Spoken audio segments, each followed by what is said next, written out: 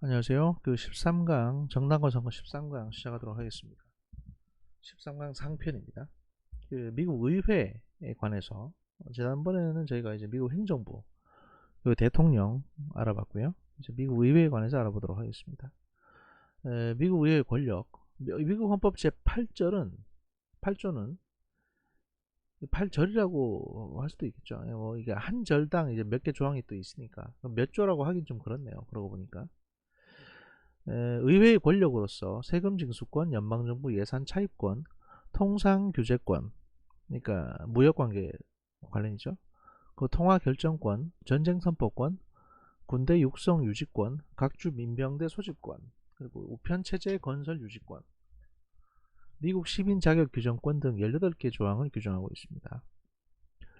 가장 중요한 부분은 미국 의회로 하여금 헌법이 정부에 부여한 모든 권한을 행사할 수 있도록 필요하고도 적절한 모든 법안을 만들 권한을 부여하는 18번째 조항으로서 이 규정에 의해서 연방의회는 실질적으로 모든 분야에 관여할 수 있게 되었고 실제로 연방정부의 권한을 확대하는 구실로 활용되어 왔습니다. 그러니까 이제 법안을 만들 수 있는 권리가 주어진 거죠.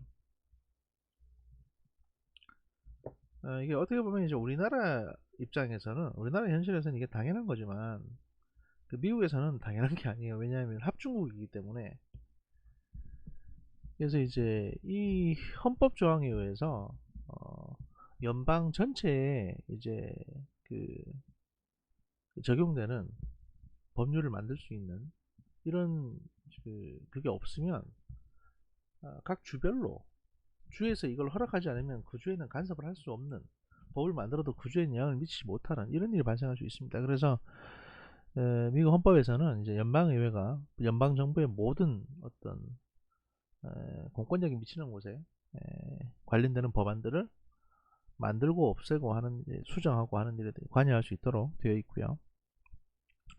한편 제9절에서는 연방의회가 할 수 없는 권한을 8개에 걸쳐서 명시하고 있습니다. 뭘 할 수 없느냐. 그러니까 8절에서는 할 수 있는 걸 명시했고 9절에서는 해산 안 되는 거를 명시했는데요. 소급 법률 제정. 그러니까 소급해서 법률을 제정할 수는 없다. 그리고 수출 품목에 대한 과세. 그 교육상 특정 주에 유리하거나 불리한 법률의 제정. 그리고 귀족 칭호의 수여 등이 있습니다. 하지만 헌법 수정 제10조는 헌법에 의해서 명백하게 연방의회에 부과되지 않는 권한은 주의회와 국민들에게 속하는 것으로 규정을 해서 연방의회의 권한을 제약하고 있습니다. 미국 헌법 1조 8절과 9절에 기술되어 있는 내용은 그 연방의회 상원과 하원 모두에게 적용되지만 일부 권한은 양자 간 구분이 되어 있는데 특히 세입권과 대통령과 공직자의 범죄 행위에 대해서 기소할 탄핵권은 하원에게만 주어져 있고요. 일단 기소가 이루어진 다음에 심판할 권한은 상원에게 주어져 있으며 출석 상원의원의 3분의 2 이상의 동의를 얻도록 하고 있습니다. 또한 상원은 대통령의 주요 인사결정, 그러니까 이제 뭐 연방 판사나 대사나 영사 등 연방 관리 임명에 관련된 것, 그리고 외국과 체결하는 조약을 승인할 권한을 가지고 있습니다. 하원과 상원의 주요 차이가 여기 보시면 이제 나와 있는데 헌법적 차이를 보면 하원은 더 하우스라고 하고요. 상원은 더 세네트라고 합니다. 그래서 이제 뭐 헌법적 차이, 그 다음에 운영상의 차이, 그리고 이제 변화된 부분들 이런 것들을 이제 묘사하고 있습니다. 중요한 것들만 몇 개 짚어보면 하원은 이제 세입권이 있습니다. 그러니까 예산을 이제 입안할 수 있는 권리가 있고요. 탄핵 절차 및 규정 설정을 할 수 있고요. 2년 임기고 인구 대비 435명입니다. 상원은 조약을 승인할 수 있고 이거 막강한 권리죠. 그리고 대통령 임명에 대한 조언과 승인을 할 수 있습니다. 그러니까 대통령이 예를 들어서 뭐 CIA 국장을 임명한다고 그러면 상원 인사청문회에서 이게 통과가 돼야 됩니다. 6년 임기고요. 운영상의 차이 부분을 보면 그 위원들의 이제 전문성이 높고요. 하원 같은 경우에는 좀 젊습니다. 그리고 이제 일을 많이 합니다. 그래서 과세와 세입 정책 주로 이제 여기 더 하우스라고 되어 있는 것처럼 국가 내부 업무를 많이 맡습니다. 실제 국가에서 돌아가는 안쪽에, 그 다음에 뭐 법안 만드는 거라 이런 것들. 기본적으로 세입권이 있기 때문에 예산을 설립할 수 있는, 예산을 챙길 수 있는 권한이 있기 때문에 실질적인 법안들은 사실 하원에서 대부분 만들어지고 일도 많이 한다고 보시면 됩니다. 상원은 그야말로 원로원 같은 개념인데요. 외교 정책을 강조하고, 그 다음에 뭐 그냥 이제 좀 보다 좀 형이상학적인 부분에 대해서 논의를 하는 곳이죠. 예, 내려가겠습니다. 미국 의회 조직과 구성, 일단 양원제입니다. 말씀드렸다시피 예, 미국 헌법은 양원제를 채택하고 있고, 네브라스카주를 제외한 모든 주에서 양원제를 채택하고 있습니다. 그러니까 모든 주 그리고 연방 다 이제 양원제인데, 네브라스카주만 다원제를 하고 있다는 얘기죠. 미국은 이제 유럽 국가들과는 달리 중세 봉건적 신분 질서에 따른 계층 구조가 형성되어 있지 않았음에도 양원제를 채택했는데, 이는 이제 연방 헌법이 마련한 대륙 회의에서의 대타협의 산물입니다. 연맹 규약의 문제를 해결하기 위해서 소집된 대륙 회의에 참여한 13개 주들은 큰 주와 작은 주 간의 이해 충돌을 해소하기 위해서 의회를 상원과 하원으로 구분했고, 상원에서는 인구수에 관계없이 모든 주가 동등한 대표권을 인정받도록 하고, 하원에서는 인구 비례에 따라서 각 주의 의원 수를 정하도록 했습니다. 그러니까 이제 이게 어느 정도 공평하다고 본 거죠. 사실 약간 헷갈리게 하는 건데, 그러니까 뭐 공평하다고 볼 수도 있습니다. 그러니까 상하원 의원의 자격 요건을 보시면요, 하원보다는 상원의 권위를 인정해서 피선거권을 좀 더 어렵게 만들어 놓고 있습니다. 내용을 보시면 하원은 25살 아래로는 안 돼요. 그러니까 적어도 이제 25살 이상은 돼야 하원 의원이 될 수 있는데, 상원은 30살 이상이 돼야 됩니다. 임기는 2년, 6년이고요. 미국 국적 보유 기간은 하원 의원이 되려면 7년 동안 미국 국적을 보유하고 있어야 출마를 할 수 있습니다. 상원은 9년이고요. 정원은 미국 하원은 이제 435명이 정원입니다. 그리고 상원 같은 경우에는 이제 100명입니다. 딱. 그래서 상하원 합하면 535명이 되는 겁니다. 선출 방식은 인구 비례에서 55만 명당 1명을 뽑는 게 하원 의원이고, 상원 같은 경우에는 각 주당 2명을 뽑습니다. 그러니까 무조건, 그러니까 딱 100명이 되는 게 50개 주니까 곱하기 2 하면 100이 되잖아요. 그러니까 이건 인구 비율은 아닙니다. 다만 이제 6년마다 3분의 1씩 새로 뽑습니다. 그러니까 이제 교차되게 되는 거죠, 이게. 하원 의장은 다수당의 의원총회에서 지명 후 하원 본회의에서 선출됩니다. 각 당의 이제 지도자와 원내 총무를 선출하고요. 이건 뭐 사실 우리나라 국회하고 거의 비슷합니다. 근데 상원 같은 경우에는 이제 부통령이 당연직 상원 의장이 됩니다. 투표권은 없고 가부 동수인 경우에 하나여 투표권을 행사할 수 있고요. 그래서 이제 상원 의장 같은 경우에는 미국 부통령이 있으면 그 사람이 상원 의장을 맡는 거예요. 평소엔 투표권을 안 주는데 100명이다 보니까 찬성 반대가 50대 50으로 나눠질 경우에는 부통령이 한쪽을 투표해가지고 결정을 짓는 거죠. 상하원의 조직 구조를 보면 뭐 소수당 지도자, 다수당 지도자에서 전국위, 정책위, 원내 총무, 상임위, 부지도자 뭐 이렇게 돼 있다고 하는데, 이건 뭐 그냥 어느 의회든 대충 이런 구조입니다. 우리도 사실 이렇게 비슷하게 돼 있습니다. 넘어가겠습니다. 하원도 마찬가지고요. 상원이나 하원이나 이제 구조는 비슷합니다. 왜냐면 이게 뭐 원내 총무 있고, 그 다음에 그 정책위원회 위원장이 있고, 뭐 조정위라고 해서 이제 간사가 있고, 이게 이제 원내 총무는 우리로 치면 지금 원내 대표를 말하는 거고요. 그 다음에 조정위 위원장이라고 하면 이제 간사를 말하는 거고, 간사라는 게 서로 만나서 이렇게 협상하는 사람들이거든요. 이렇게 하죠, 저렇게 하죠. 그다음 정책위원회 위원장이 있습니다. 이건 이제 여러 가지 정책을 만드는 정책위원회들이 쭉 있는데, 이거의 대표가 있는 거고요. 그 위에 이제 당대표가 있죠. 이것도 우리하고 거의 비슷합니다. 의회의 활동은 위원회를 중심으로 이루어집니다. 위원회를 통하여 모든 입법 활동과 조사 기능이 수행이 되고요. 위원회의 비중과 전문화 수준은 의원 수도 훨씬 많고 규모가 큰 하원이 상원보다 더 크고 더 높습니다. 하원은 의원 수가 많다 보니까 상임위원회를 세분화해서 소위원회 활동이 활성화되어 있습니다. 1970년대 들어서 이제 민주당 중심의 의회 개혁의 여파로 소위원회화의 경향이 증대됐습니다. 그 위원회의 유형에는 상임위원회, 특별위원회, 합동위원회, 조정협의위원회 등이 있고요.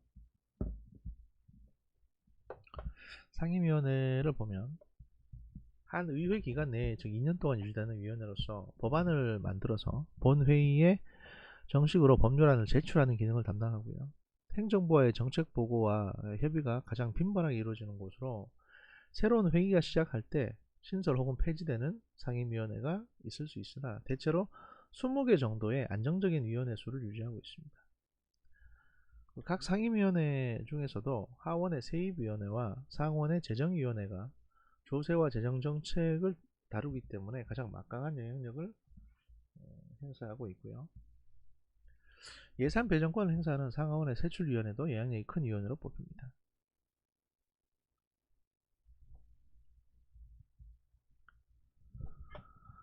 그 하원의 상임위원회와 상원의 상임위원회가 있는데 이거 뭐 배정은 거의 비슷해요. 배정은 거의 비슷하고 다만 이제 세출 관련한 건 공통으로 있는데 하원에서 세입을 하죠. 그러니까 세입은 뭐냐면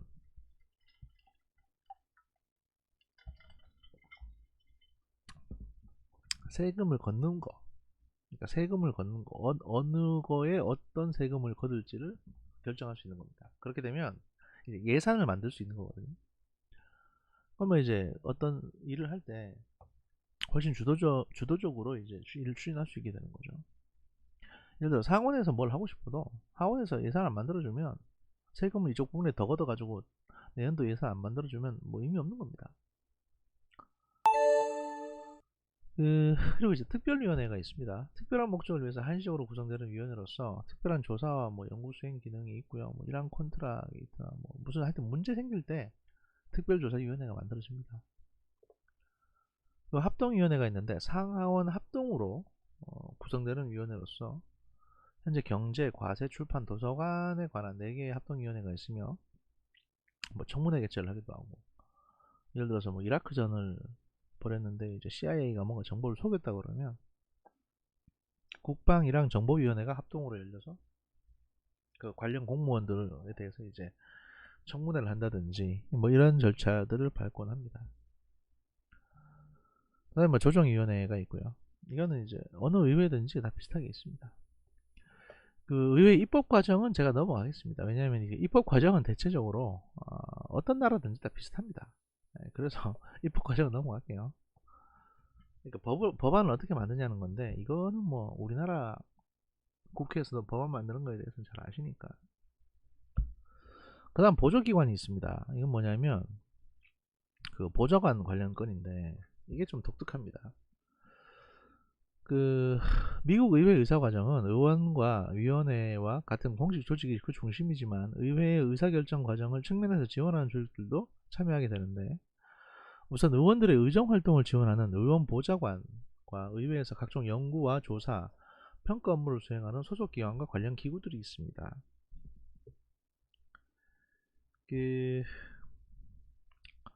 우선 보좌관의 경우에는 하원 의원의 경우 총 18명까지 상근 보좌관과 4명의 비상근 보좌관 비용을 지원받으며 그러니까 하원 의원 1명이 18명을 둘 수 있는 거예요. 보좌관은 우리나라 곱하기 2쯤 됩니다. 근데 실제적으로 사용하는 부분 곱하기 한 3쯤 됩니다. 왜냐면 4명의 비상근 보좌관까지 포함되니까 22명이잖아요. 그러면 우리나라 국회의원의 한 3배쯤 되는 보좌진을 쓸 수 있습니다. 또 상원의원의 경우에는 보좌관 수에 제한이 없습니다. 그러니까 상원의원은 보좌관 한 30명 거느릴 수도 있어요. 이론적으로는. 그리고 무보수 인턴들도 활용을 하고 있고요. 그러니까 이게 경력 쌓으려고 인턴을 많이 지원하거든요. 명문대 학생들이. 클린턴도 이제 인턴부터 시작을 했죠. 죄송합니다. 제가 말을 많이 하다 보니까 조금 목이 좀 가가지고. 보좌관들은 이제 의원들의 의정 활동을 직접 돕는 것이 그 임무인데, 의회 내에서의 의원들의 활동, 언론관계 업무, 지역구 봉사 등 여러 활동을 수행합니다. 또한 의회는 대행정부에 대한 감독과 견제를 위해서 의회 자체의 연구, 평가, 감사 관련 조직들을 창설해 왔는데, 그 회계감사원, 의회조사국, CRS라고 이제 의회조사국이 되게 유명하죠. 우리로 치면 이제 입법조사처라고 불리는 게 이제 대한민국 국회에는 있습니다. 의회 예산처, 의회 도서관, 기술평가국 등이 있습니다. 회계감사원은 한국의 감사원과 비슷한 조직인데 그 1921년 예산회계에 정부의 각종 사업계획을 평가하고 그 결과를 의회에 직접 보고하도록 설립됐으며 2004년 현재 GAO의 이름으로 변경이 되었습니다. 직원 수는 약 3,500명이고요. 그 책임자는 대통령에 의해서 임명이 되고 의회에 의해서 승인을 받도록 되어 있습니다. 그러니까 이게 한국의 감사원은 대통령 직속 기관이거든요. 근데 미국의 회계감사원은 의회 직속입니다. 의회 소속 기관이에요. 의회에 보고를 합니다. 그러니까 우리 감사원 같은 경우에는 입장이 그러니까 약간 어정쩡합니다. 왜냐면 의회에도 보고를 하고 또 대통령한테도 보고를 하는데 좀 어정쩡하죠. 그 대신 이제 감사원장을 임기를 15년으로 했습니다. 그래서 15년 동안 있을 수 있는 거예요. 본인이 자진해서 그만두지 않으면. 그래서 이제 어떤 해당 행정부의 임기와 무관하게 일할 수 있도록 제도화하고 있고요. 심지어 뭐 FBI라고 이제 연방수사국 있지 않습니까? 연방수사국 국장은 임기가 10년입니다. 그러니까 무조건 하여튼 대통령이 연임을 하더라도 그 대통령 임기보다는 길도록 임기를 보장을 하고 있습니다. 근데 이제 정권 바뀌면 압박을 하죠. 나가라고. 이제 뭐 큰 잘못이 없으면 안 나가도 되는데 또 이제 뭐 너무 정치적인 성향이 띄었거나 아니면 그게 뭐 대통령이 너무 깡패였거나 이러면은 자꾸 압박을 해서 내보냅니다. 그런 현실적인 건 좀 있습니다. 의회조사국 CRS는 그 의회 싱크탱크로서 1914년에 의회 도서관 내에 설립됐고요. 약 600여 명의 직원들이 의원들의 입법 및 정책 활동과 관련해서 자료조사, 정보, 지식 제공, 정책에 대한 분석 활동을 수행하고 있습니다.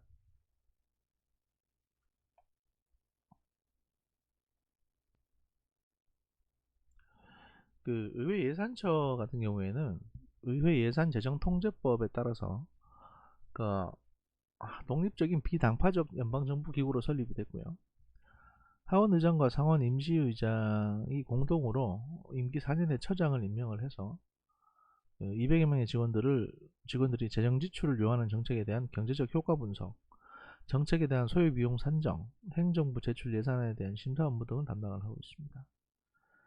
그 의회 예산처는 이제 1974년 닉슨 대통령과 민주당 지배하에 의회의 싸움에서 비롯됐고 의회가 행정부에 대해서 그 자신의 재정권을 지키기 위해서 만들어졌습니다.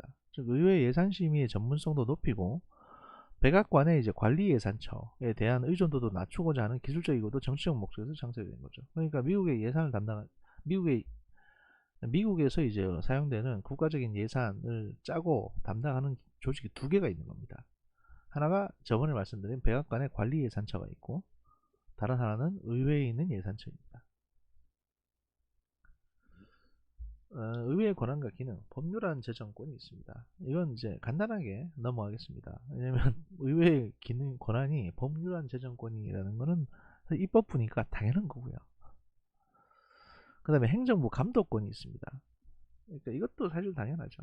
그러니까 뭐 행정부가 법을 잘 지키는지, 또 탄핵 절차, 대통령 임명이나 조약 체결, 대통령의 정식 자문이나 대통령이 보낸 보고서 관련한 것들, 대통령의 직무 능력을 상실하거나 부통령직이 공석이 됐을 경우 어떻게 할 건지 뭐 이런 것들에 대한 이제 전반적인 권한이 있고요. 그 다음에 이제 국정조사권이 있습니다. 이게 의회의 비입법적인 기능 중에 가장 중요한 권한인데요. 우리나라도 마찬가지입니다. 국정감사, 국정조사, 그 다음에 대정부 질문 이런 것들이 다 이제 정부를 감찰하는 역할이거든요. 감사하는 뭐 그런 역할인데 국정조사권은 이제 헌법에 명시되어 있지만 연방대법원의 판결에 의해서 조사권이 의회 입법부의 일부로 인정받아 왔습니다. 이게 이제 미국 같은 경우에 그렇다는 얘기입니다. 국정조사는 미래 입법에 대한 필요한 정보 수집과 이미 통과된 법률이 얼마나 유효한지, 그리고 공무원들의 자격과 직무 성과를 조사를 해서 탄핵의 기초자료를 확보하는 절차로도 활용이 됩니다. 국정조사에서는 외부의 전문가들을 초청해서 의견을 청취하고 조사에 도움을 받기도 하고요.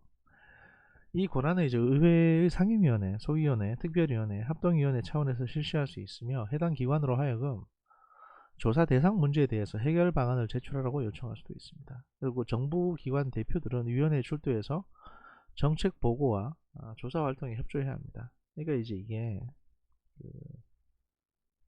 청문회를 할 수 있는 권한이 있는 겁니다.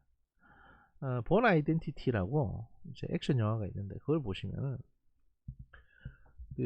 무슨 문제가 발생을 하니까 이제 정보기관의 이제 고위층, 나이 좀 많은 사람들 이제 의회에서 불러가지고 뭐 이런저런 거 물어보고, 그럼 사실은 뭐냐, 뭐 앞으로 이거 어떻게 수습할 거냐, 이런 걸 물어보는 자리가 있거든요.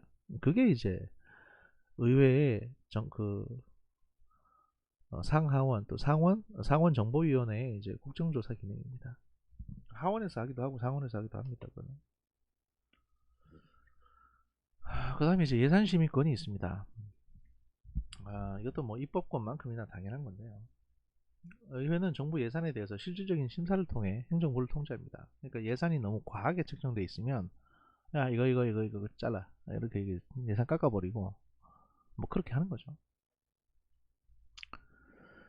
각 상임위를 통과한 예산에 대해서 최종 승인권을 행사하기 때문에 예산 규모를 더 늘리거나 삭감하거나 할 수 있는 겁니다. 그래서 미국 대통령 백악관 관련해서 이제 무슨 미드나 영화 같은 걸 보면은, 예를 들어서 무슨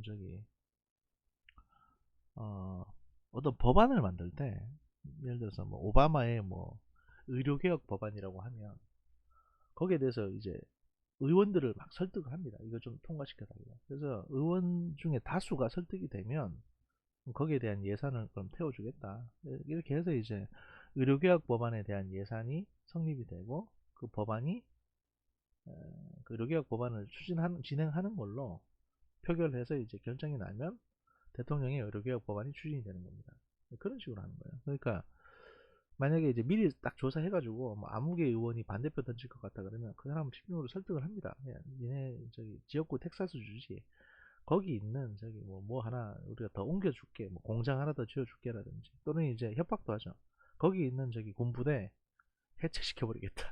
그러니까 거기 있는 이제 공군기지 폐쇄하겠다. 이렇게 되면 지역의 어떤 경제가 조금 영향을 받으니까 그렇게 협상을 하기도 하고 그렇습니다. 예산권하고 이제 입법권, 이게 가장 중요하고요. 그 다음에 국정조사권, 이렇게 중요한데, 이거는 사실 다른 나라 의회도 마찬가지로 중요한 권한입니다. 그 다음에 이제 조언과 인준이 있습니다. 상원은 대통령이 체결한 조약에 대해서 비준권이 있고요. 장관, 대사, 연방판사 등을 임명할 때 인준권을 행사합니다. 그러니까 인사청문회에 거쳐서 미국 의회 같은 경우에는 의회에서 인준되지 않으면, 의회에서 허가를 하지 않으면 공무원을 임명할 수가 없습니다. 그런데 이제 한국 같은 경우에는 그냥 의회는 찢어라. 의회에서 반대를 해도 대통령이 그냥 임명을 강행해버리잖아요. 이게 이제 한국과 미국의 차이입니다. 그래서 이제 미국 같은 경우에는 상원의원 과반수의 찬성으로 인준이 성립되고요. 조약 같은 경우는 상원의원 3분의 2 이상의 찬성을 얻어야 조약이 비준됩니다. 그러니까 이게 이 두 개에 관해서는 상원의 권한이 막강하다고 볼 수 있죠.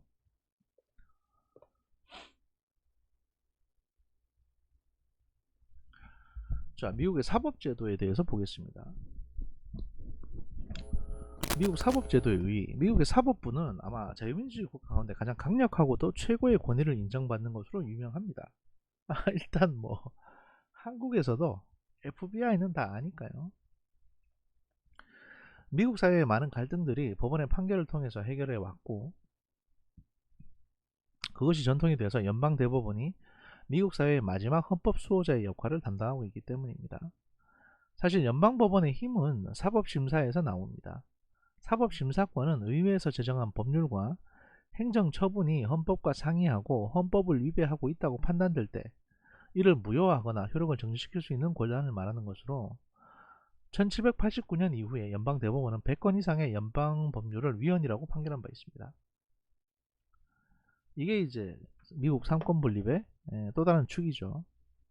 사법부의 구조.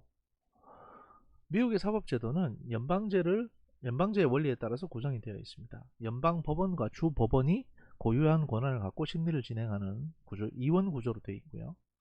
연방법원은 연방정부와 복수의 주정부가 관련된 문제를 다루며, 그러니까 2개 이상의 주정부가 다툴 경우에는 연방법원에서 해결하는 거예요.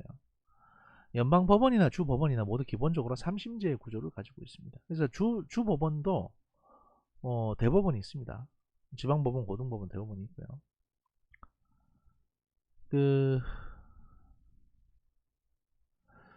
연방정부는 이제 1심 법원으로 전국에 94개의 연방지방법원을 두고 있고요. 디스트릭 코트라고 하고 679명의 연방판사를 배치하고 있습니다. 한 명의 연방판사를 지원하기 위해서 2명의 로클릭을 지원해주고 있고요. 이러한 로클럭을 한국에서는 재판연구관이라고 부르며 판사로 보임하지만 미국의 로클럭은 판사가 아닙니다. 그러니까 이 한국에서 재판연구관은 판사입니다. 젊은 판사인데 주로 판결문을 작성하거나 판결문 초안을 작성하는 역할을 합니다. 마치 그 대학의 뭐 석사과정, 박사과정 같은 그런 거고요. 또는 이제 의대의 뭐 레지던트 같은 거고요. 근데 미국은 이제 판사가 아닌 그 일반적인 보조원들이 판사를 보조하고 있습니다. 헌법 제3조에 따라서 의회는 특수목적의 이제 법률상 법원을 설립해 왔습니다. 소액청구법원, 조세법원, 특허법원, 국제통상법원, 연방행정법원들이 그것들이고요. 이게 이제 불문법 국가다 보니까 하나하나 이제 만들어질 때마다 기준이 생기는 거죠. 1심에 불복하는 항소사건은 이제 연방순회항소법원에서 다룹니다. 이러한 그 특수법원의 판사들은 헌법에 의해서 임명된 연방판사와 달리 임기가 정해져 있고요.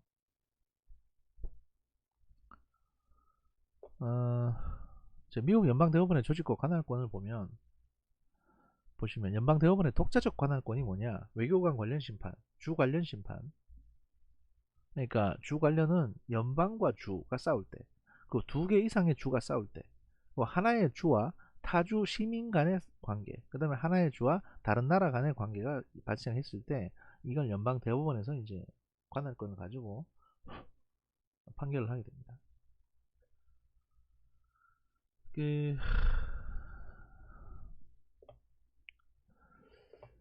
1심에 불복할 경우에는 13개 권역의 순회법원, 이 항소법원에서 항소할 수 있게 되어 있고요. 이 항소법원은 원래 1894년부터 1947년까지 순회판사에 의해서 재판이 이루어져서 법원이라고도 불렸습니다. 그러니까 서킷 코트라고 되겠습니다. 순회법원. 현재 항소법원에는 그 179명의 연방판사가 소속되어 있고 항소심이 철저하게 법률심이고 사후심이라는 점에서 사실심으로 이루어지는 우리나라는 다릅니다. 그러니까 미국 재판은 1심에서 사실적인 내용은 다 다뤄요. 사실관계는. 그리고 2심부터는 법률 적용이 맞냐 아니냐, 이걸 제대로 된 법률이나 판례를 적용했냐 아니냐, 이것만 보는 거예요. 최종심은 연방대법원이 맡고 있고요. 연방대법원은 미국 사법부의 최고 법원으로서 대법원장과 8명의 대법관으로 구성이 되어 있습니다. 연방대법원은 독자적 관할권과 연방항소법원에서 상고된 사건을 다룹니다. 최고의 법원인 이제 연방대법원은 헌법에 의해 창설된 유일한 법원으로서 연방대법원의 판결은 최종심이고 다른 어떠한 법원에도 상소할 수가 없습니다.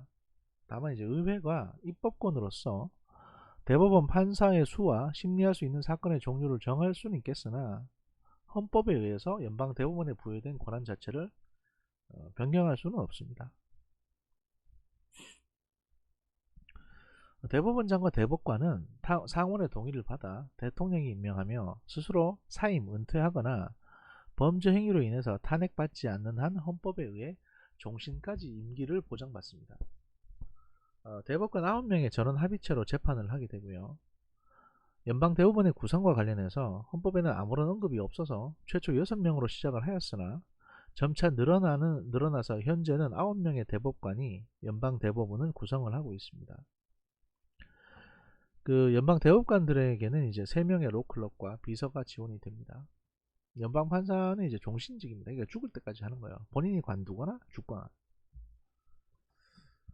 연방법관의 임명, 이거는 뭐 넘어가겠습니다. 왜냐면 이제 굳이 연방법관의 임명까지 저희가 볼 건 아닌 것 같고요. 그 정책 과정에서 사법부의 역할이 있는데 이것도 너무 이제 좀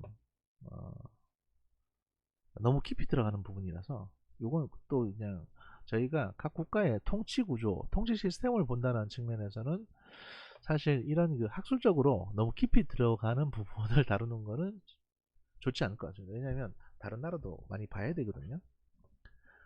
그래서 이제 연방대법원이 미국에서 뭐 사법 자제론, 사법 적극주의, 이건 사실 뭐 법학과에서나 배우는 거니까 이건 그냥 간단하게 넘어갈게요. 조금 건너뛰어서 사법부에 대한 견제 부분만 저희가 좀 체크를 해보겠습니다. 미국의 연방대법원은 사법심사권을 통해서 정책에 중요한 영향력을 행사하고 있습니다. 세계에서 가장 독립성이 높다고 평가받습니다. 그럼에도 완전한 독립이 주어지는 것은 아닙니다. 당연히 견제와 균형에 의해서 견제를 받아야 되니까요. 헌법은 견제와 균형의 원리에 따라 사법부에 대한 견제 수단도 구비해 놓고 있습니다. 따라서 사법 집행을 위해서 하급 법원에 의존해야 하듯이 대법원도 원활한 사법 집행을 위해서 의회와 대통령의 협조를 얻어야 됩니다.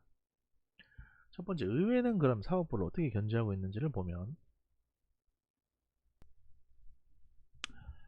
그 의회도 사법부에 대해서 효과적인 견제 수단을 가지고 있죠. 예를 들면 이제 의회는 하급 법원에 대한 설립권을 가지고 있고 법원의 관할 범위에 대해서도 변경을 할 수 있습니다.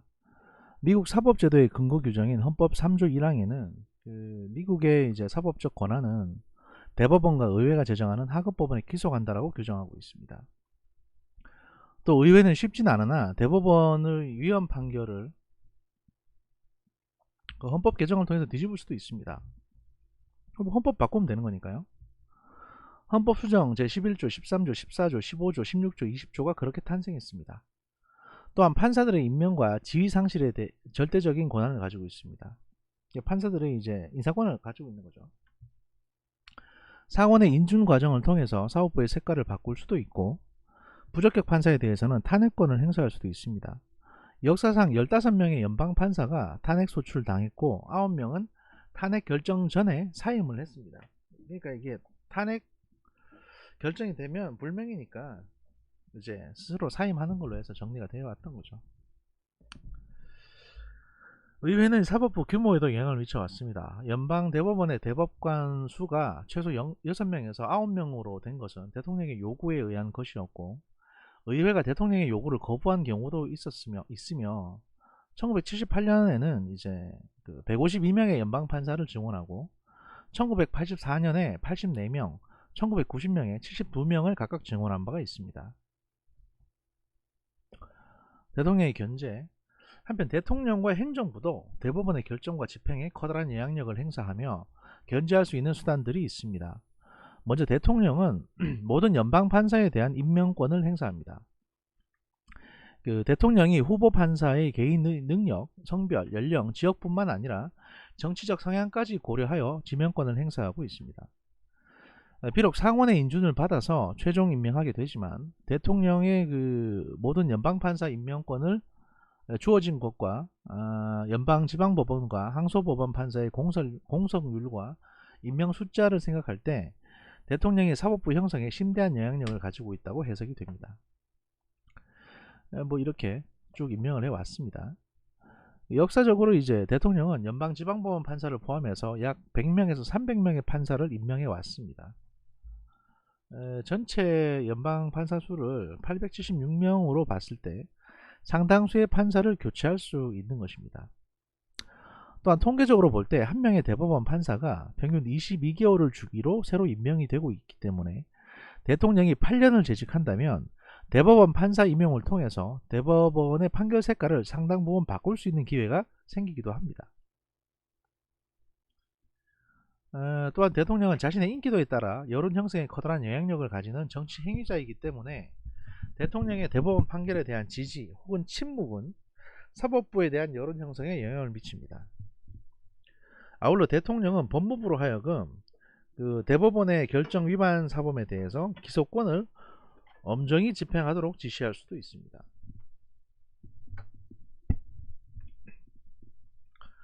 이렇게 이제 상호 간에 서로 견제와 균형의 어떤 그 톱니바퀴가 작동을 하고 있다는 거죠. 자, 뒤로 쭉 넘어가겠습니다.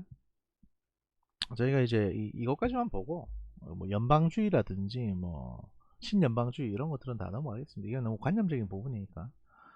그 다음에 연방정부, 연방제하정부 간의 이제 권력 배분, 이 문제는 이 문제만 좀 볼게요. 이게 이제 연방제의 독특한 부분이니까 요것만 살짝 볼 텐데, 연방제 하에서의 이제 연방정부, 주정부, 지방정부의 관계는 먼저 연방정부와 주정부 관계와 주정부와 지방정부의 관계가 상이합니다. 전자는 수평적 관계로 규정될 수 있지만 후자는 수직적 관계를 보여줍니다. 미국 헌법은 연방정부와 주정부가 상호 독립적으로 고유한 권한과 역할을 행사하도록 하고 있습니다. 물론 이제 정부 수립 초기에 이원적 연방제에서 점차 연방정부의 권한이 확대 강화되어 왔다고 볼 수 있지만, 그럼에도 연방정부와 주정부는 표 2-11에서 보는 바와 같이 각자 고유한 권한과 조세권 등의 공유된 권력을 보유하고 있는 수평적 관계를 유지하고 있습니다. 한편 이제 주정부와 지방정부의 관계는 기본적으로 상하주종 관계입니다.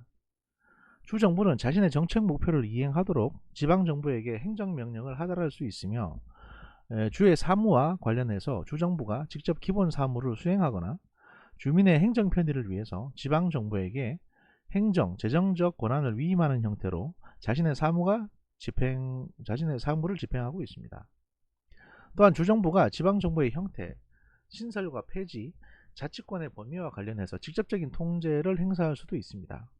따라서 주정부와 지방정부의 관계는 수직적 관계가 있다고 말할 수 있습니다. 그러니까 이제 무슨 주정부가 있고 그 밑에 뭐 시나 카운티가 있잖아요. 시나 카운티도 다 시장이 있고 그 의회 의원들이 있으니까, 시의회나 카운티 군의회가 있으니까 이걸 지방정부라고 보통 표현을 합니다.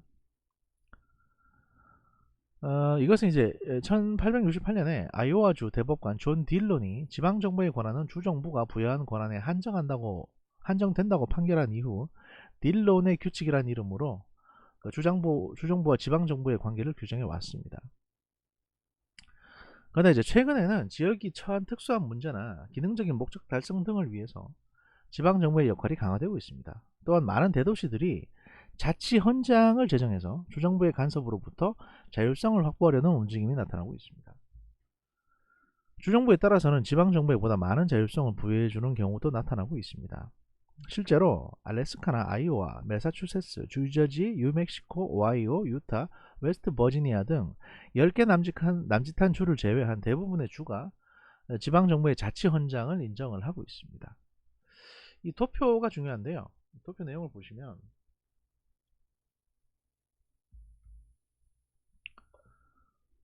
그 연방정부, 주정부, 연방정부와 주정부 공유하는 거, 연방정부와 독자적 권한, 그리고 주정부의 권한, 이렇게 나눠져 있습니다.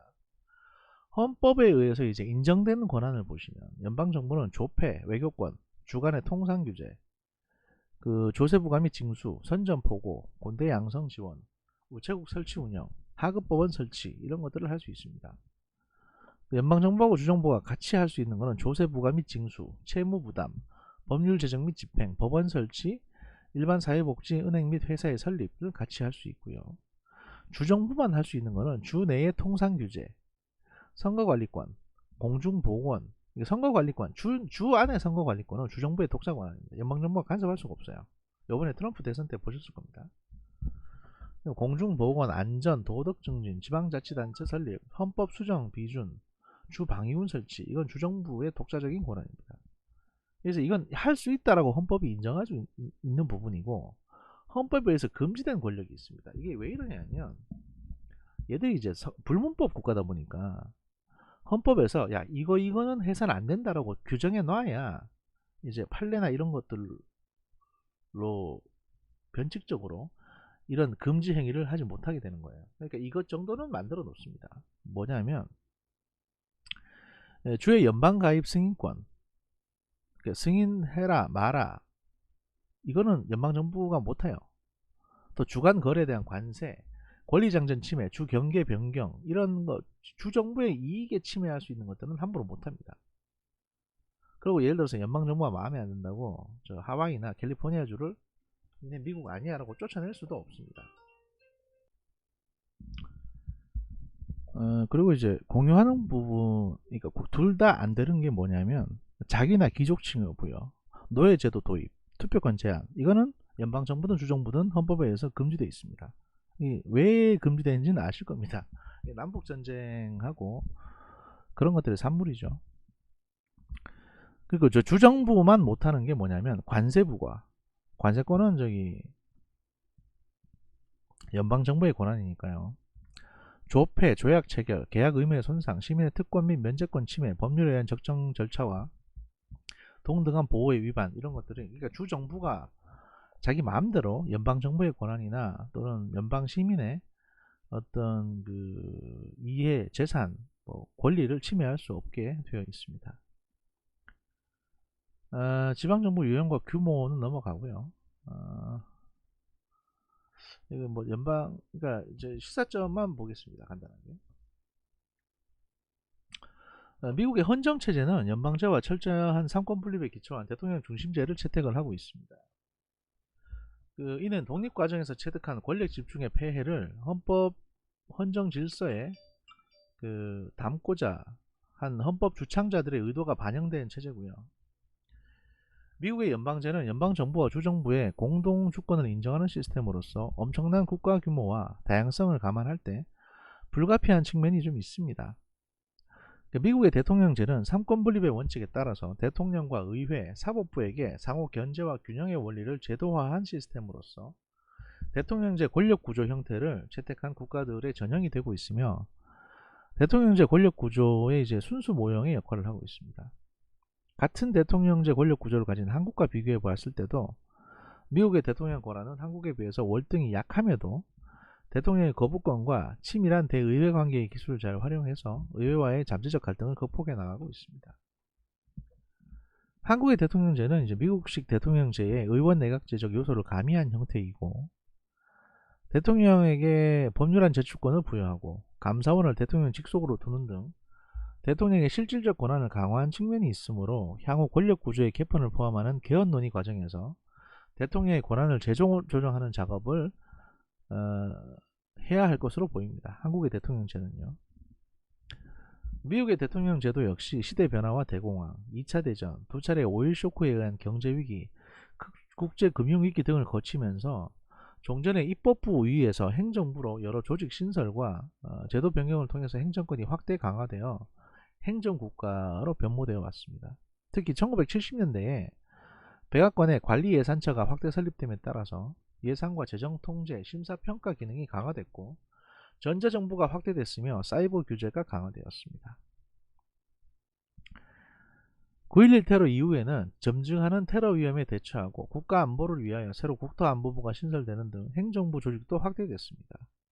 이는 행정환경의 변화에 따른 자연스러운 현상이라고 생각되지만 건국 초기에 헌법 주창자들이 그렸던 연방제 하에 약한 대통령의 모습은 아닙니다. 연방체제도 닉슨과 레이건 행정부 이래로 신연방주의가 등장을 해서 연방정부의 권한이 점차 확대되면서 정부 간 관계가 변모하고 있고, 연방정부 내에서도 대통령과 행정부의 권한과 역할이 확대되고 있으나 그럼에도 헌법적으로도 정치적으로 의회가 행정부를 견제할 수 있는 메커니즘을 보유하고 있기 때문에 적절한 상호 견제가 이루어지고 있습니다. 또한 궁극적으로 대통령이 연방판사를 지명한다고 하더라도 사법부의 독립과 연방대법원의 최종 사법심사권을 통해서 국가의 질서를 유지하고 있는 시스템입니다. 이 점에서도 한국에서는 사법부의 정치화를 예방하고 의회의 활성화를 도모할 수 있는 재반 제도적 방안을 모색해야 할 것으로 판단이 됩니다. 좀 따라가자는 거죠. 법 좀 지켜라, 이런 얘기입니다. 다음으로 영국을 보도록 하겠습니다. 영국. 자, 영국 보도록 하겠습니다.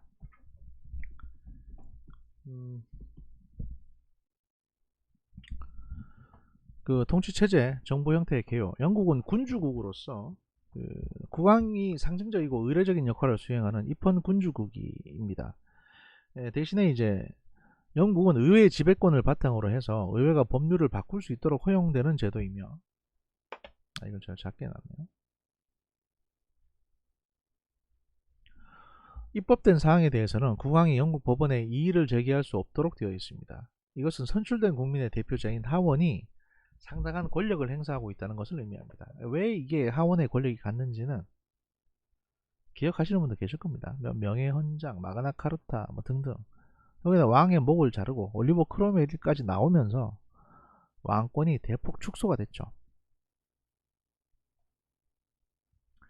전통적인 권력 분립 시스템과는 달리 영국 정부는 입법부와 분리되어 있지만 행정부는 다수당이 구성하도록 되어 있습니다. 이것은 종종 권력의 융합이라고 일컬어지며 정부의 법률안이 하원에서 통과될 가능성이 높은 기회를 자동적으로 가지고 있다는 것을 의미합니다. 하원의 막대한 권력을 견제하기 위해 종신 의원들로 구성된 상원은 그 하원의 권력 남용에 대한 내부 견제 장치로서 기능을 합니다. 상원 의원들의 임기는 종신이기 때문에 하원이나 시민들을 두려워하지 않고 법률에 대한 거부권을 행사할 수도 있습니다. 영국의 통치체제는 수세기간 이어져 온 불문헌법을 관습을 이어오고 있습니다. 이는 사법부에서 특별히 보호되는 일련의 적절한 권리들과 헌법적 가치들이 없다는 것을 의미합니다. 하지만 영국은 권력의 융합에 관여하지 않는 별도의 사법부를 가지고 있습니다. 사법부는 법을 뒤집을 수는 없지만 행정부가 법률을 위반할 때 정부에 도전할 수는 있습니다. 영국의 통치체제 구성 요소와 그들 간의 관계를 도식화하면 그림 3-1과 같습니다. 보시면 입법부와 행정부가 있습니다. 사실 거의 그게 그거죠. 어차피 의원 내각제니까. 다수당의 행정부를 구성합니다. 입법부는 이제 하원이 주도하고 그 다음에 행정부, 내각, 캐비넷이 들어갑니다.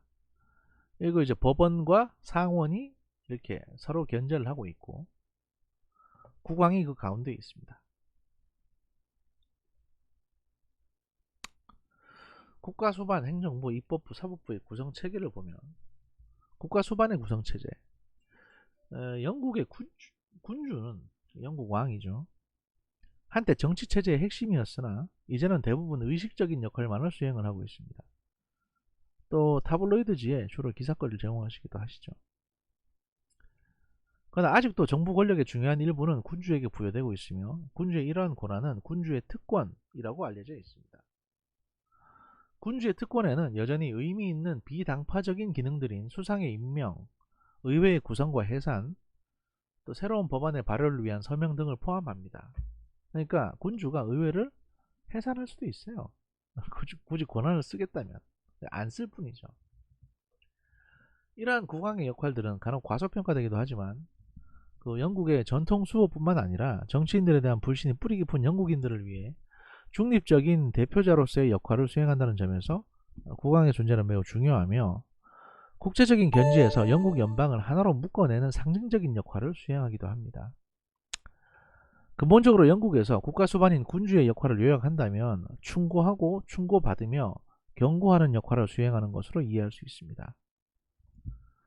행정부의 구성체제를 보면 영국의 행정부는 영국 정부 체계에서 집행부로서의 역할을 수행하며 본토와 해외 영토를 관할하는 영국의 중앙정부입니다. 영국 행정부의 수장은 총리고요. 총리는 각 부처의 장관으로 구성된 내각을 관할합니다. 전통적으로 하원의 다수당의 지도자가 수상으로 임명되며 수상은 재무부 수석장관과 인사장관을 겸직합니다. 수상의 권한은 하원에서 지지를 바탕으로 부처의 장관들에 대한 임명권을 가집니다. 형식적으로 추밀원, 이게 이제 왕조 국가에서는 있는 거거든요. 추밀원은 사실 추밀원이 국왕의 고문들로 구성된 행정부의 최고기관으로 되어 있습니다. 형식적으로는 추밀원은 18세기까지 국가 행정의 중심기관으로 기능했지만 추미런의 위원회로부터 발전한 각 정부 부처의 실질적인 기능을 이양해서 지금은 유명무실한 기관으로 남아 있습니다. 형식적으로나마 이제 국왕의 의회 구성과 해산, 선전포고 등을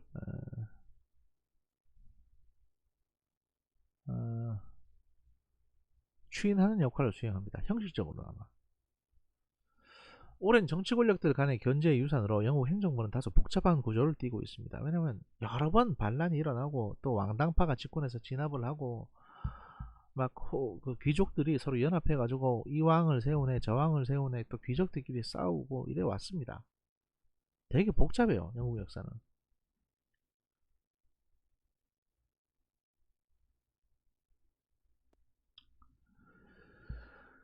보통 세크리터리가 장으로 있는 장관급 부처들과 미니스터가 장으로 있는 비장관급 또는 부장관급 부처로 나눠집니다. 그래서 이게 세크리터리도 있고 미니스터도 있는 겁니다. 장관급 부처들은 총리가 관할하는 내각에 소속되어 있는 경우가 많습니다. 미니스터들은 내각에 소속되지 않으며 고위공무원의 직무를 수행합니다. 그래서 이게 이제 뭐냐면 총리는 프라임 미니스터라고 합니다. 그러니까 부처가 특별히 있는 게 아니고 전부 다 통제하니까. 그런데 이제 내무장관 같은 경우에는 홈 세크리터리라고 합니다. 홈 세크리터리. 내무장관이 홈 세크리터리예요.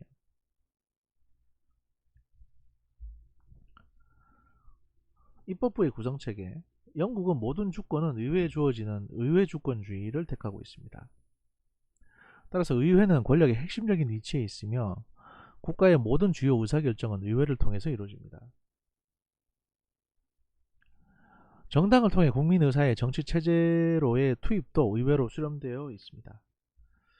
여왕은 집행부의 형식적인 책임자이며 입법부의 책임자이기도 합니다. 영국의 입법부는 내각 책임제를 채택한 다른 나라와 같이 상원과 하원으로 구성되어 있고요.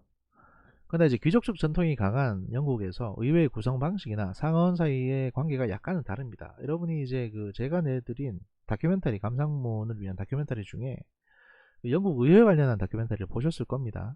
그걸 보시고 많이 느끼셨을 텐데 약간 평화로우면서도 대립적이고 안에 이제 수많은 능구렁이들이 있는 뭐 그런 곳이라고 보시면 됩니다. 의회는. 상원은 이제 세습 귀족들과 국가에 대한 공헌을 인정받은 의원들로 종신직으로 되어 있습니다. 따라서 상원은 하원과는 대비되는 명칭으로 하우스 오브 로드라고 불립니다. 하원은 하우스 오브 커먼스라고 불리고요. 로드는 이제 경 또는 군주 이런 뜻인데 로드가. 그러니까 이제 왜 스타워즈에서 다스 베이더가 로드 베이더라고 베이더 경이라고 되어 있거든요. 그러니까 일단 상원은 기본적으로 다 귀족들이라고 보시면 되는 거죠. 발의된 법안에 대해 개정권을 가지고 있고요. 상원과 하원은 법률의 제정과 정부 감사의 역할을 수행하며 상원은 하원이 승인한 법안을 심의, 검토, 수정을 요구할 수 있습니다. 특별한 경우에 상원은 하원이 상정한 법안을 지연시키거나 하원으로 하여금 법안을 재심의하게 할 수 있는 권한을 행사할 수도 있습니다. 아주 특별한 경우에만 그렇고요. 보통은 서로 이렇게 두들기진 않습니다. 사법부의 구성체계를 보면 지역별로는 이제 잉글랜드, 웨일즈, 스코틀랜드 및 북아일랜드가 각각 다른 법체계와 법정을 유지하고 있고요. 지역별 법체가 별도로 존재합니다. 그러니까 이제 이게 잉글랜드, 웨일즈, 스코틀랜드, 아일랜드가 합해서 그레이트 브리튼인데 이게 그냥 별도의 국가라고 보시면 돼요. 그래서 별도의 법체계와 별도의 법정을 유지하는 겁니다. 영국 본토 잉글랜드 가셔가지고 뭐 스코틀랜드니 어쩌 뭐 이런 얘기 하시면 큰일 납니다. 또 이제 여행 가신 분들은 또 무슨 얘기를 하시냐면 영국 이제 런던 여행을 할 때 스코틀랜드 깃발을 이제 가방에 이렇게 하나 딱 꽂고 다니면 되게 득을 많이 본대요. 왜냐하면 런던에서 주로 이제 뭐 매표소라든지 또 뭐 가판대, 상점 하는 그런 이제 일반적인 이제 자잘한 업무들 대부분 다 스코틀랜드 사람들이 하고 있답니다. 그래서 스코틀랜드 깃발을 보면 뭔가 할인해 주거나 미소를 한번 더 지어 주거나 악수를 하거나 뭐 그런다고 하더라고요. 반면에 이제 스코틀랜드를 여행하는데 영국 국기를 달고 간다 그러면 각오하셔야 될 겁니다. 버스를 안 태워주거나 그럴 수 있습니다. 아일랜드도 마찬가지고요. 영국도 기본적으로 3심제가 존재합니다. 1심 법원으로 고등법원의 기능은 기능적으로 퀸스 벤치 디비전 또는 이게 분리되어 있다는데 이건 전문적인 부분이겠죠. 영국에서 너무 이제 관념적으로 사용하는 부분이니까 이것까지 특별히 다 보실 필요는 없어요. 그러니까 특허 법원, 민사 법원, 가정 법원 이런 것들이 나눠져 있다는 정도만 보시면 됩니다. 그래서 이 도표를 그냥 간단하게 보시고요. 영국의 사업 체계는 이렇게 구성이 되어 있는데 형사법원, 항소법원, 1심법원, 경미 미성년 사건을 다루는 이제 형사법원 시스템이 있고 민사법원에서는 항소법원, 1심법원, 소액사건, 소액, 1심, 항소 이렇게 되겠죠. 그러면 그 다음에 경미, 1심, 항소, 그 다음에 이제 대법원으로 올라가겠죠. 그러니까 여기 항소법원이 한국으로 치면 이제 고등법원에 해당하는 것들입니다.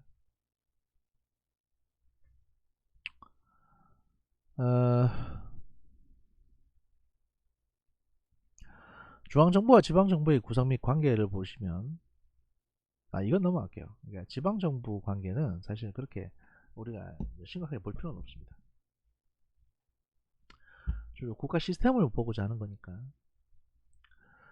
국가와 행정수반 및 내각에 대해서 보시면요. 국가수반, 선출방식 및 임기. 영국의 국가수반은 국왕이며 국왕의 지위는 영국에서 가장 오래된 세속제도에 의해서 수립된 제도입니다. 영국의 국왕권은 청교도 혁명 당시 크로멜에 의해서 1649년부터 1660년간 단 한 차례 중단된 것을 제외하고는 그 왕실의 교체는 간간히 있었으나 세습제의 원칙에 따라 현재까지 유지되고 있습니다. 이 당시 크로멜은 자기 자신을 호국경이라고 임명하고 호국경, 거의 왕처럼 행동을 했죠. 위상은 수상 같은 위상인데 거의 왕처럼 행동을 했습니다. 따라서 영국에서 국왕은 국가의 원수일 뿐만 아니라 영국 본토 및 17개 영연방 국가들의 통합의 상징입니다. 국가 원수라는 거죠, 국왕이. 법적으로 영국의 국왕은 행정부의 수장이자 성공회의 수장입니다. 그러나 1215년 명예혁명으로 인해서 영국의 국왕은 군림 하나 통치하지는 않는다라는 협약을 준수하고 있으며 행정행위는 상징적으로 영국 국왕을 수반으로 하는 중앙정부에 의해서 수행이 되고 있습니다.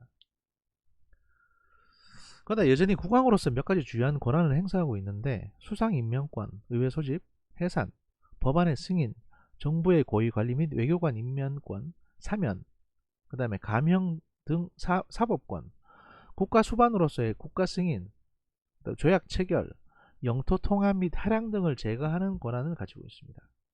다만 이러한 권한들은 의회의 권고에 따르게 되어 있습니다. 그러니까 의회에서 이거 하십시오라고 하면 할 수 있는 거예요. 또한 이제 영국 여왕은 귀족 자기나 기사 자기 및 기타 서운 수여 권한, 그러니까 평민한테도 기사 자기를 줄 수 있는 거죠.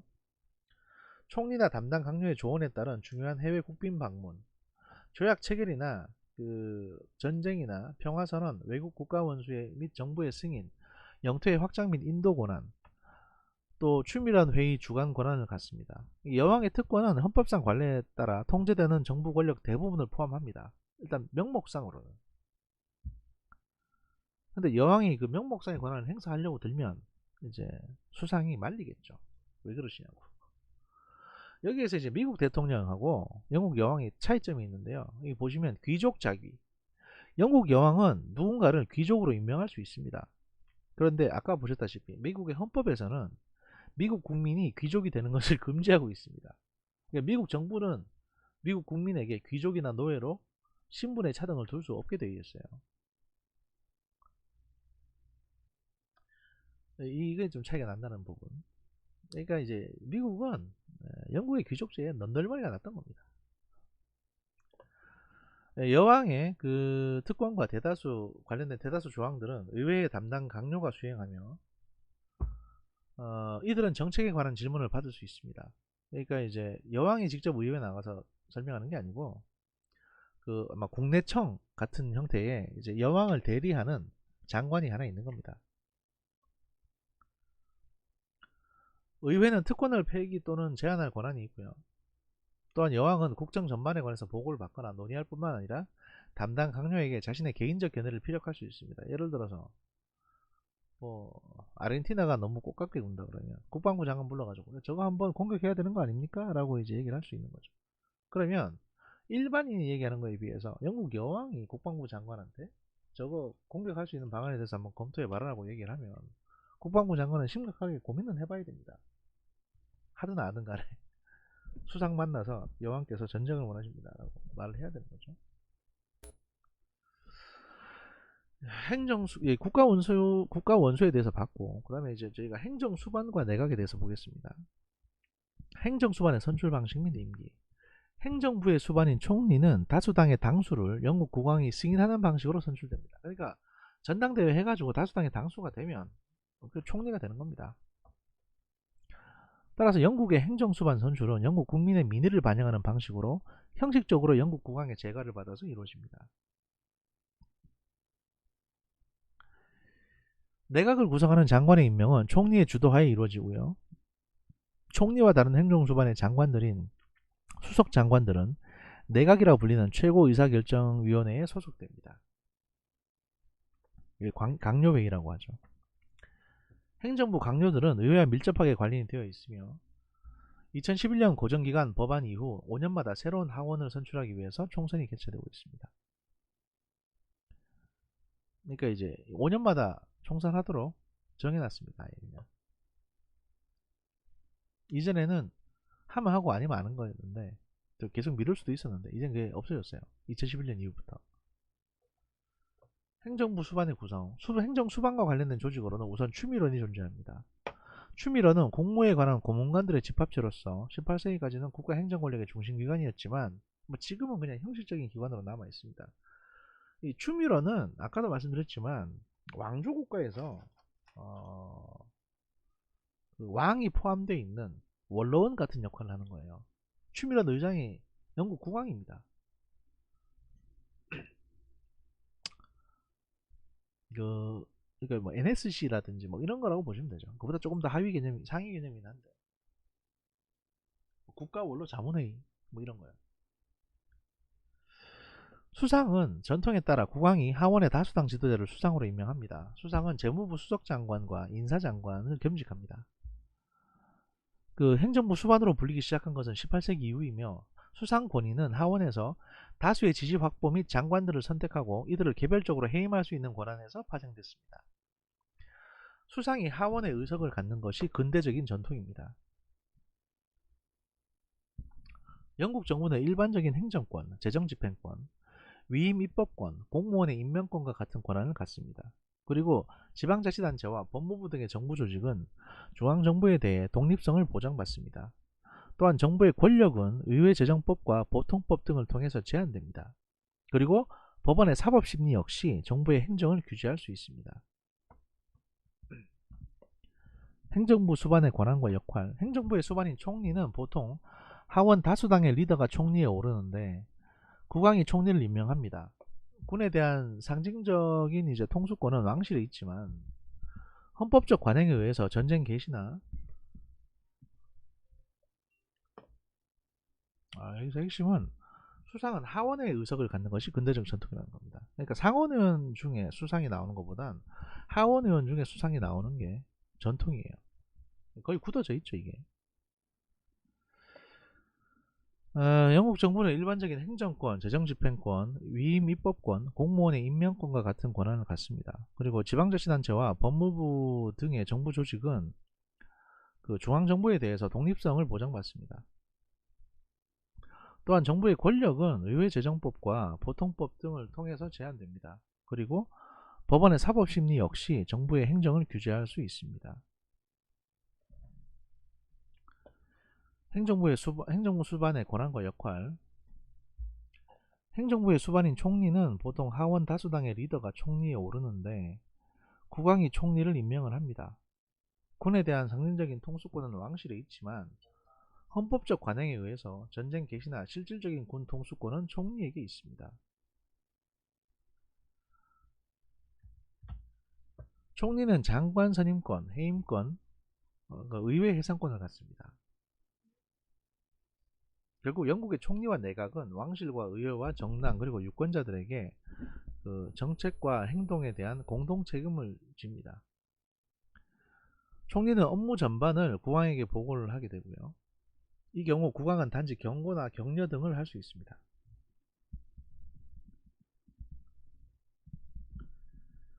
우려 정도를 표하는 거죠. 이건 좀 걱정스럽다. 이 정도. 하원 내 다수당의 지도자로서 매주 정기적으로 하원에 출석해서 의원들의 질의에 답할 의무가 있습니다. 대체로 내각제 국가에서 총리와 의회 간에 정치적 대립이 발생하면 의회는 내각 불신임 결의를 발동을 하고 총리는 의회를 해산해서 의원 총선거가 이루어집니다. 일반적으로 내각 전체는 총리가 속한 동일 정당 출신 의원들로 구성되며 내각제에서는 총리도 의원이므로 의회가 해산되면 자동으로 지위를 상실합니다. 2011년에 제정된 고정임기법에 의해서 총리가 임의로 하원을 해산할 수가 없습니다. 고정임기법 이후에 영국 하원이 해산될 수 있는 요건은 두 가지로 제한이 되는데, 하나는 불신임 결의가 하원에서 의결된 경우이고 또 하나는 의회의 3분의 2 이상의 동의로 조기 총선이 의결된 경우입니다. 그 내각 구성권을 보면 영국의 헌법은 명시되어 있지 않은 불문법으로 행정은 명목상 군주의 통치 아래에 있으나 선거에서 당선된 총리가 내각을 이끌고 행정의 정권을 행사합니다. 이것도 사실 관습이에요.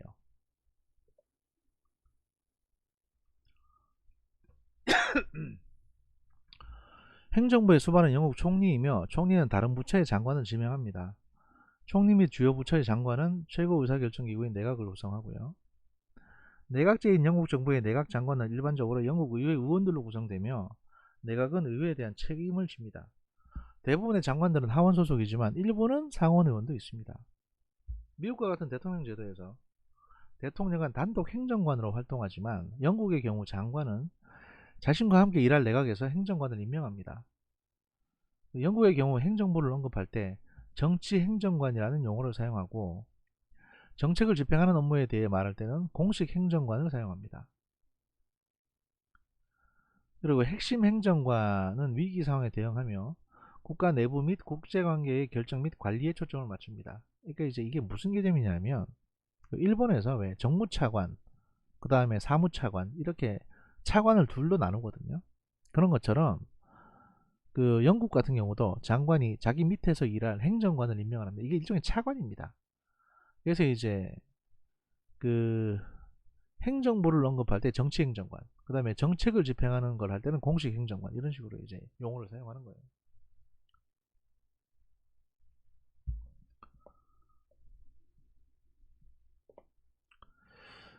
한국과의 비교 및 시사점을 보면 국가 수반의 특성과 시사점, 권한 및 역할관계. 영국은 입헌군주제 국가로서 국가 수반인 국왕은 국가의 중대한 사안을 결정하는 권한을 행사합니다. 국왕은 총리와 강령의 임명권, 의회의 구성과 해산권, 제정된 법률의 선포권, 사명권, 조약의 체결 비준, 전쟁 선포권 등을 포함해서 외무와 내무와 관련한 대권을 갖게 됩니다. 그러나 국왕은 명목상 의전상의 국가 수반으로서 정부와 행정에 관한 의례적, 형식적인 권한을 행사할 뿐입니다. 오늘날 국왕의 권한이 제한적으로 행사되긴 하지만 영국 정부의 공식 명칭이 여왕의 정부인 바와 같이 국왕은 행정부 권한의 원천입니다. 행정부는 명목상 군주의 통치 아래 있으며 여전히